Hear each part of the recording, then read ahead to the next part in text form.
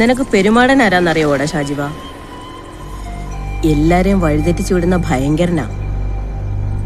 ഒരു ദിവസം ഒരു തിരുമേനി അവനെ പിടിച്ചു കെട്ടാൻ തീരുമാനിച്ചു.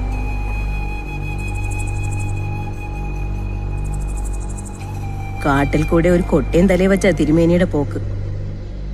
മാടനെ കിട്ടിയ കൊട്ടയെ ചോന്നുകൊണ്ട് പോകാമല്ലോ. നല്ല ഭംഗിയുള്ള കാട്ടിക്കൂടിയാ പോകും. എങ്ങും കാണാത്ത ജീവികളാ. തിരുമേനിക്ക് വഴിയറിയാൻ മേല. പക്ഷെ മരങ്ങളും മൃഗങ്ങളും പക്ഷികളും ചെടികളും തിരുമേനിയെ കണ്ട് അങ്ങോട്ടും ഇങ്ങോട്ടും കണ്ണിറുക്കി. അവർക്ക് തിരുമേനിയെ അറിയാം. കുറേ ദൂരം ചെന്നപ്പോൾ വഴിയിലൊരു പന്ത് കിടക്കുന്നു. തിരുമേനി എടുത്ത് കൊട്ടയിലിട്ടു. തിരിച്ചു ചെല്ലുമ്പോ പിള്ളേർക്ക് കളിക്കാൻ കൊടുക്കാമല്ലോ. കുറേ ദൂരം ചെന്നപ്പോൾ കൊട്ടയിലൊരനക്കം.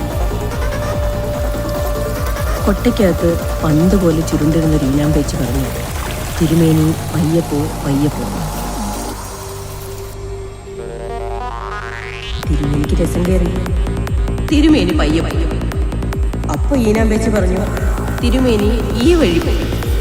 തിരുമേനി ഈ വഴി പോയി. അപ്പൊ ഈനാമ്പേച്ച് പറയാ, തിരുമേനി ആ വഴി പോയി.